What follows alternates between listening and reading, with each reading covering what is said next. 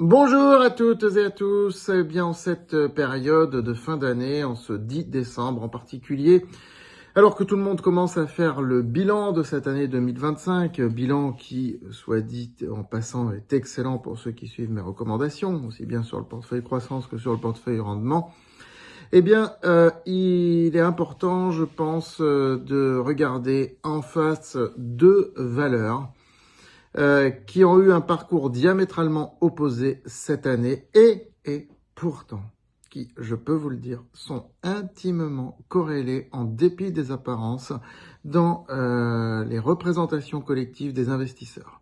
Il s'agit de Atos et de Worldline. On est le 10 décembre, regardez le parcours de chacune de ces deux valeurs sur 2025. Worldline perd 84%. Atos gagne 92%. Impressionnant, non? Regardez maintenant le graphique de Atos sur l'année. Donc vous voyez que le titre a un très beau parcours haussier. Certes, il n'est actuellement pas sur ses plus hauts annuels. Il est très proche l'entreprise est très proche de retrouver le milliard de capitalisation boursière. Nous allons en parler. Et regardez maintenant le parcours de Worldline. Alors là, c'est impressionnant, j'ai rarement vu ça en 24 ans. Une chute pareille sans répit, hein, c'est stupéfiant même, c'est stupéfiant. Voilà, donc, pourquoi je vous dis que malgré tout, c'est corrélé alors que vous avez des parcours complètement inverses? Eh bien parce que, comme vous le savez sans doute, Worldline faisait partie de Atos. Elle a été détachée il y a maintenant longtemps, hein, ça fait dans les années 2010. Ça fait une dizaine d'années de mémoire à peu près. Mais vous savez que dans les représentations collectives, comment dirais-je, il y a toujours un cordon ombilical qui existe dans les représentations sociales des investisseurs. Il faut beaucoup plus de temps que ça pour qu'il n'y soit plus. Il faut qu'il y en ait une des deux qui disparaisse de la bourse, par exemple. Voilà, tant que Nexan, tant que Alcatel était coté en bourse, quelque part Nexan était lié par un cordon ombilical invisible à Alcatel. Depuis qu'Alcatel n'est plus coté en bourse, bon ben Nexan affirme complètement sa souveraineté. C'est un exemple. Donc, ce qui se passe, c'est que dans l'esprit des investisseurs, et c'est un peu la vérité, malheureusement, Worldline suit le chemin de Atos, mais avec 1 an et demi, 2 ans de décalage. Souvenez-vous, Atos, ça a été des déboires pas possibles en 2023-2024. Ça a été peut-être... la baisse a été peut-être moins linéaire que celle que je viens de vous montrer sur Worldline, mais ça avait quand même été très dur. Hein, sur 2023 et sur 2024. Worldline suit exactement ce chemin. Et comme Atos, il est prévu une augmentation de capital pour 2026. Donc, les investisseurs relient les deux. Ils se disent, ça y est, Atos est sauvé, enfin presque. Worldline est simplement avant la restructuration, avant la recovery. Donc, Worldline est dans la situation de Atos, on va dire mi-2024. Donc, le titre va encore chuter. Ils font le parallèle, ils font la corrélation. Et Worldline est aujourd'hui très proche de la penny stock. Ça va devenir vraisemblablement une penny stock dans les semaines, les mois qui viennent, comme ça avait été le cas sur Atos.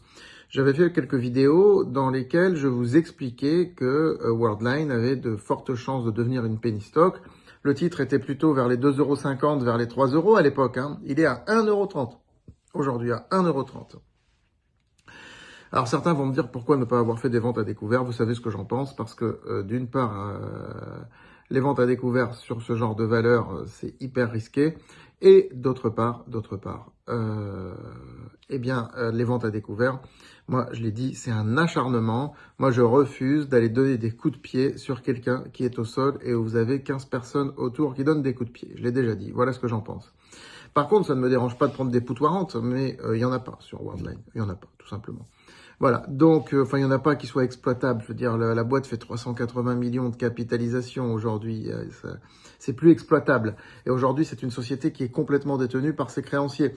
Et les 500 millions de cash que Worldline prévoit de lever pour l'année 2026, à mon avis, ne vont pas suffire par rapport aux besoins de recapitalisation de la boîte qui est à 380 millions désormais. La dette est quand même supérieure à ça. Mais ce qui est dingue, c'est que la dette n'était pas un vrai problème pour Worldline et ça l'est devenu. Ça l'est devenu à cause de la baisse du titre. C'est ça qui est assez incroyable. Et là, on voit le côté pervers de la bourse. Je suis quelqu'un qui défend la bourse, qui défend bec et ongle la bourse. Pour l'économie, c'est indispensable, etc., etc. Mais la bourse a malheureusement des effets négatifs aussi sur certaines boîtes. Quand les titres sont trop massacrés, l'entreprise n'est plus sur une valorisation qu'elle aurait même en dehors de la bourse et elle finit par être complètement dépendante de ses créanciers. C'est le cas de Worldline. Voilà. Quant à Atos, Atos s'est bien restructuré. Atos a un super storytelling actuellement. Le narratif est vraiment top. Ils n'arrêtent pas sur l'IA, et ils communiquent exactement comme le marché l'attend. Ils entretiennent le narratif que le marché attend. Donc, dans ces conditions, il ne faut pas vous étonner de voir le titre remonter. Il avait été un peu victime du window dressing sur la fin de l'année, enfin sur le mois de novembre de l'année 2025. Et là, on voit qu'il repart sur de bonnes bases, ce qui est plutôt une très bonne chose. Voilà, le milliard de capitalisation n'est pas très loin, on est à 960-980 millions d'euros actuellement. Je vous rappelle que le milliard correspond à peu près à 52 € au niveau du prix de l'action, et Atos peut être une des valeurs 2026, c'est tout à fait possible. Je vous rappelle que dans mon livre L'avenir d'Atos, j'attribue un prix à 3 chiffres, largement, à horizon 2028 pour Atos, si et seulement si, comme disent les économistes, le plan Genesis était respecté à la lettre. Et ça, on va le voir, on va le découvrir au fur et à mesure des résultats qui seront annoncés. Alors attention, sur Atos, il y a le narratif global qui entretient la hausse du titre, et après, dès qu'il y a des résultats, ça peut soit booster cette hausse, soit le faire retomber en arrière. On l'a déjà vu. Le marché est encore très attentif aux résultats. Le marché voit Atos comme une boîte en convalescence et pas une boîte guérie. Il la voit comme une boîte en rémission, si vous préférez. Pas comme une boîte en guérison. Donc, chaque résultat est surinterprété, que ce soit à la hausse ou à la baisse.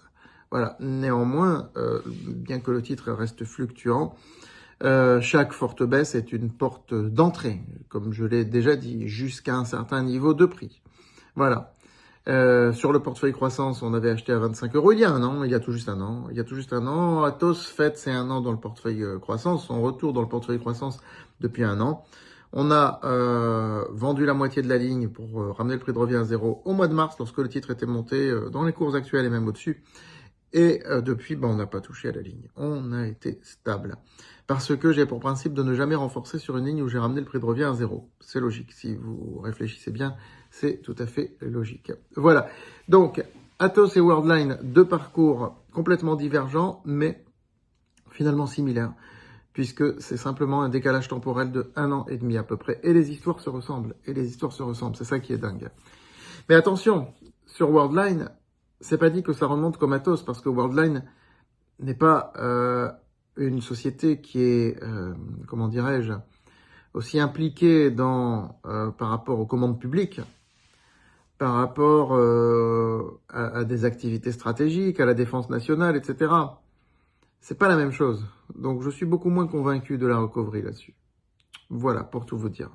Je vous dis à très vite. N'oubliez pas de liker et partager, bien sûr.